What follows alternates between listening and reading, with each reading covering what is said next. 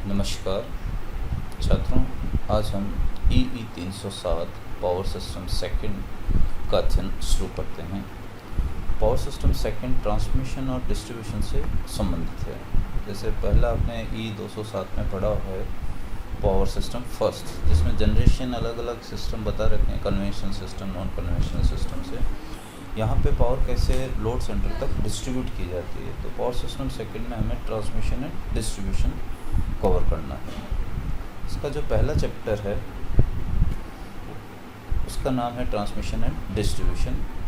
इसमें पहला है need and basic flow diagram of power system. Power system का बेसिक फ्लो डायग्राम समझना है आपको। फिर दो सिस्टम काम में आते हैं ट्रांसमिशन के, AC एंड DC ट्रांसमिशन। उसकी आपस में फ़ायदे और नुकसान क्या होते हैं, इनके बारे में स्टडी करनी है। तीसरा है सिलेक्शन ऑफ ट्रांसमिशन वोल्टेज। कितने लेवल पे हमें वोल्टेज पे पावर को ट्रांसमिट करना, उसका सिलेक्शन किस ढंग से किया जाता है। फिर अलग अलग सिस्टम है AC और DC के, उनके आपस में तुलना करनी होती है। ओवर हेड और अंडरग्राउंड सिस्टम के लिए किसमें कितना कॉपर लगेगा, कितने कॉपर की हम बचत कर सकते हैं। तो पहले हम इसमें basic flow diagram of power system देखते हैं ट्रांसमिशन डिस्ट्रीब्यूशन में। एक जो इलेक्ट्रिक सप्लाई है उसके तीन मुख्य कंपोनेंट्स होते हैं, 3 प्रिंसिपल कंपोनेंट्स हैं। पहला है पावर स्टेशन, जहां पावर जनरेट होती है, कोई भी इस टाइप का सिस्टम हो सकता है। दूसरा है द ट्रांसमिशन लाइन, जिससे पावर स्टेशन से लोड सेंटर तक पावर ट्रांसमिट की जाएगी। And the distribution system, last है वो डिस्ट्रीब्यूशन सिस्टम, कंज्यूमर तक जो लाइट या इलेक्ट्रिसिटी जाएगी वो डिस्ट्रीब्यूशन सिस्टम कहलाता है। Electric power is produced at the power station. Power station पे इलेक्ट्रिक पावर जनरेट की जाती है, जो उनकी रिक्वायरमेंट रहती है उसके अनुसार फेवरेबल प्लेसेस पे स्थापित किए जाते हैं। नॉर्मली ये जो कंज्यूमर्स हैं जो इलेक्ट्रिसिटी यूज़ लेंगे उनसे काफ़ी दूर रहती है। फिर इस जो पावर जनरेट होगी इस पे पावर स्टेशन पे, उसको हमें बड़ी बड़ी डिस्टेंस पे, लार्ज डिस्टेंस पे लोड सेंटर तक पहुंचाना होता है चालकों के द्वारा, कंडक्टर्स के द्वारा, जिनको हम ट्रांसमिशन लाइन बोलते हैं। और तीसरा फाइनली जो ये पावर आ चुकी लोड सेंटर पे, डिस्ट्रीब्यूशन नेटवर्क के द्वारा बड़े या छोटे जो कंज्यूमर्स होंगे उनको पावर देनी होती है। ये डिस्ट्रीब्यूशन सिस्टम कहलाता है।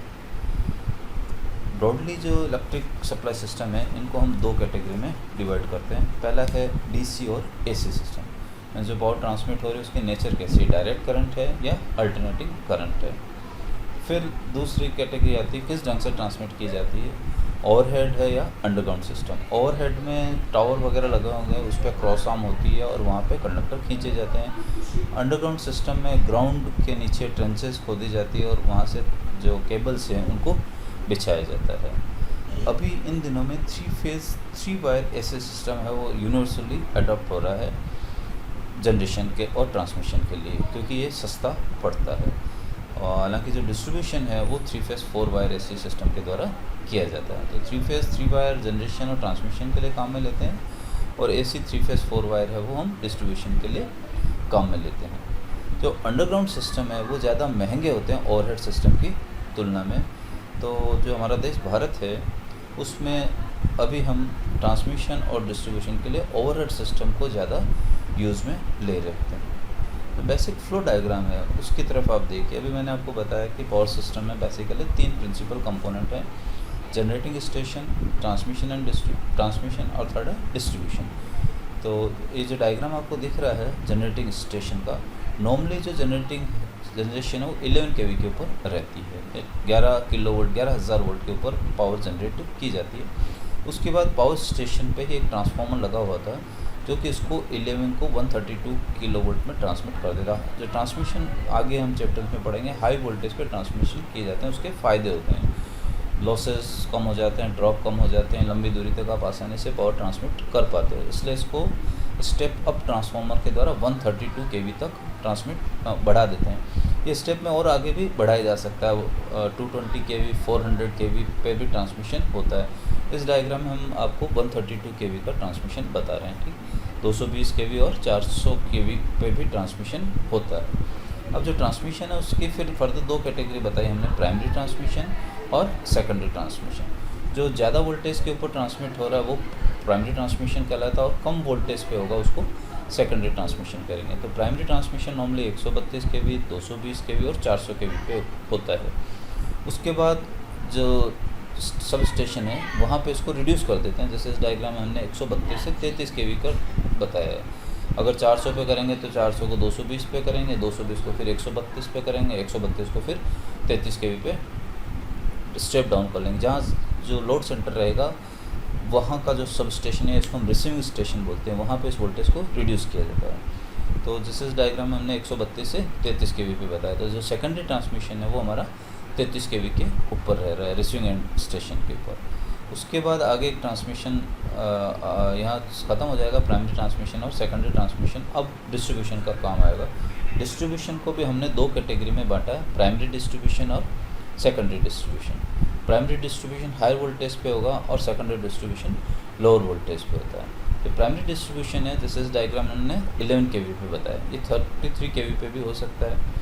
तो जो सब रिसीविंग स्टेशन था उस पर 33 kV जो था उसको हमने रिड्यूस कर दिया 11 kV के ऊपर, और ये प्राइमरी डिस्ट्रीब्यूशन कहलाएगा। सब स्टेशन है वो 33/11 kV का रहेगा।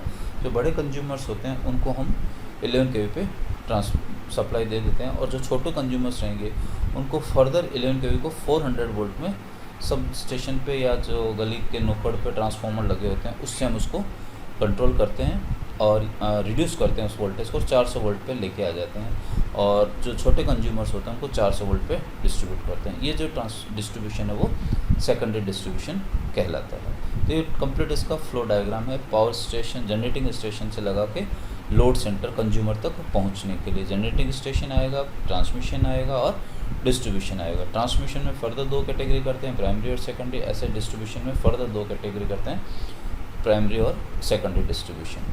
साइड में जो डायग्राम दे रखा है उसमें हमने डिस्ट्रीब्यूशन स्टेशन से आगे किस ढंग तक कंज्यूमर तक जाती है वो बताया। ये एक डिस्ट्रीब्यूशन स्टेशन है, यहाँ से फीडर्स लगे होते हैं। फीडर्स हैं वो डिस्ट्रीब्यूशन स्टेशन से कंज्यूमर तक के बीच में कनेक्ट होते हैं। इनमें करंट सेम रहती है। फीडर का वो डिस्ट्रीब्यूटर को सप्लाई देता है, डिस्ट्रीब्यूटर से फिर ये अलग अलग जो एरोज दी हुई ये सर्विस मेन्स कहलाती है, घरों तक इनके थ्रू लाइन पहुंचती है। तो आपके घर पे जो मीटर लगा हुआ है उससे लगाकर खंबे तक जो है वो तो ये सर्विस मेन्स कहलाएगा, और खम्भों पे जो लाइन चल रही है वो ये कहलाएगी डिस्ट्रीब्यूटर कहलाएगी, और उन पे जो खम्भों पे लाइन आएगी वो डिस्ट्रीब्यूशन स्टेशन से आती है वो कहलाती है फीडर। आगे वाले जो क्लास आएगी, अगली क्लास, उसमें हम AC और DC ट्रांसमिशन के फ़ायदे और नुकसान देखेंगे। धन्यवाद।